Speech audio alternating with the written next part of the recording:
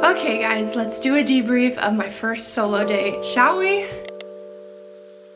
So my plan is, it's Thursday morning. I have a few things that I need to do. Instead of just staying in the apartment to do my computer work like I normally would, I'm challenging myself to go to a coffee shop. I've been to this coffee shop before. Sometimes it can be very loud and very overwhelming. So I want to challenge myself with this coffee shop specifically because it is kind of a comfort zone because I've already been there a couple of times, but it's also putting me a little bit out of my comfort zone because if it does get crowded or overwhelmed, like I'm gonna have to figure out where to sit, I'm gonna have to figure out what to order, and all of those things become increasingly more difficult with the more people and the more noises that are around. So this is like a personal challenge for myself. And on top of the computer work, I'm also going to be bringing a book as kind of like a reward for when I get my work done. And I'm also bringing my watercolor painting set because I want to try to do that as well out in public. Anyway, I am going to pack up my bag and get out the door because I'm afraid if I don't leave now, I will not do this. And I want to commit to myself, and I want to do this challenge justice. So let's go to the coffee shop, okay? I'll see you guys there. So I chose to go to Tidal Grounds. I haven't been there in a really long time by myself, and I didn't realize how out of place I would feel. I know it's one of those where your mind is always playing tricks on you, or like your mind makes it seem worse than it is, because I tell you, the second I walked in, I felt like all eyes were on me, and instead of embracing that feeling and being like, yeah, of course all eyes are on me, I have great energy, they just obviously noticed the shift in energy when I walked in, I immediately was like, oh my god, why is everybody looking at me? Even though really there wasn't that many people actually looking at me, but my mind made me feel like I was experiencing that. I walk up to the counter and I'm still getting used to how I order matcha. I haven't really gone to too many coffee shops to actually order that type of drink, so I didn't know like what kind of milks they had, I didn't know what kind of flavoring they had, I didn't know if you could only get it hot or if you could do it iced. Like I was asking all of these questions, and because there was such a level of uncertainty or just like not knowing beforehand, and I was giving the person my order and I heard myself getting quieter and starting to kind of go inward, like I was shy and timid. I feel like I'm trying to take up the least amount of space, so I like go inwards. Anyway, I put the order in, and I had seen when I first walked in, I was searching for a place to sit. What else are you gonna do? Especially when it's like semi-busy when you first walk in, I feel like naturally you're searching for an empty spot, or you're searching for space where you can fit. And I had seen that in the back corner, literally the furthest away from the front door, the back corner, there was a table that was open. So I lock into that spot. The second I place my order, I take all of my things and I set up my little working space in that back corner, and I took a deep breath, and I just remembered like internally telling myself, calm down, take a deep breath, you are fine. Now you get to sit and people watch, because I get to see who's coming in and out of the door, and I get to just kind of observe, because when I'm out in a public place and I'm alone, I take a lot more time to just sit and observe people and what they're doing, because I think if I try to focus more on observing other people, I stop thinking so much about the potential that they're observing me, or they're looking and thinking about me, because for some reason there's a part of me that's almost like I don't want to be seen, like I want to be invisible. And I have been doing so much work to try to push myself out of that narrative of I don't want to be seen, I don't want to be heard, because there is a part of me that's like, no, Jasmine, like you deserve to be seen, you deserve to be heard, like you have just as much of a right to be here as everyone else. Like you're literally not doing anything wrong, you're not taking up too much space. Like I had to calm this internal voice in my head that was like, oh my god, you're taking up too much space, oh my god, these people are looking at you, like they're judging you. I have stickers on my laptop, they're probably thinking I'm an immature little person because I have stickers on my laptop. Like the smallest things, I was clinging to the smallest details for no reason.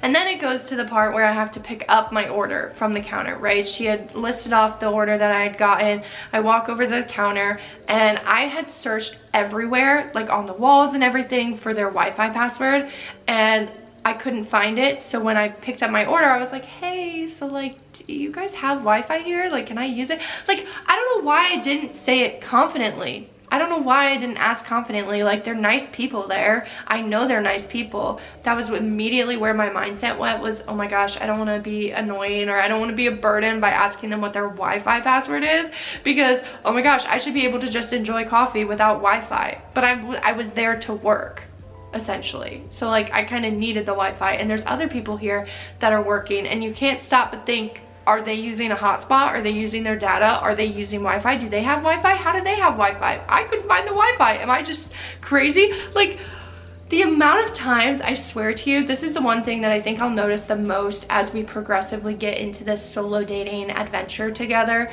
I think the most prevalent thing that I've noticed about myself is I will start to do a tailspin. Like, one thought will turn into 20 thoughts, and then I will be completely overrun by all of these different thoughts that are kind of clouding my brain.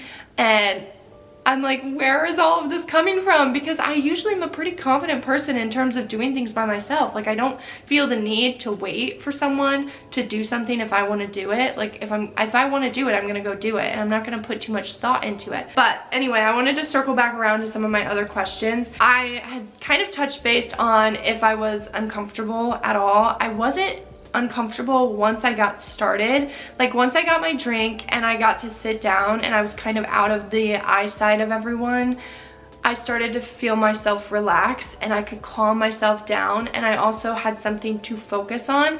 I spent probably an hour and a half there. Once I was locked in, I wasn't really thinking about anybody else or what anybody else was doing, which was nice. So obviously when you have a distraction, like, you're not actively thinking about some of your insecurities or some of the things that you were originally nervous about. I wanted to talk about how hard it actually was for me to commit to this. Like, I know it didn't seem like much. Like, I was literally just going to a coffee shop to work. Like, I wasn't doing anything super out there that you would think is out of anybody's comfort zone. But the amount of times it took me to actually solidify a plan and stick to it for myself was crazy. It's really easy for me to put my wants or my plans to the side. There's kind of a balancing act between giving your time to other people and giving time to yourself, and like honoring the things that you say you're going to do. I think that's also going to be a big struggle that I'm realizing that I didn't originally think would be as big of an issue as it ended up being. I'm starting to see a little bit more of the challenges behind this series that I'm doing, because initially I was like, oh yeah, it's gonna be so easy because I already I already enjoy spending time by myself. It's gonna be no problem. And I've already been the type of person who has, you know, stated their plans and then just gone and done it without thinking about anything else or anyone else. And now it's kind of like I've shifted a little bit, and it's a little bit harder for me to do that, which I wasn't anticipating. So that's interesting to be like reflecting on that. Would I do this again? Yes, 100%. As I already said, I would do this again, but I would do it a little differently. I also would try a different coffee shop, go somewhere that I've never been before, challenge myself in a new environment. That would be really cool. I didn't really notice anything out of the ordinary with like people watching or just how I felt, other than I wasn't expecting to feel as anxious as I did, and I didn't expect to experience such a difficulty of actually like locking into a plan with myself.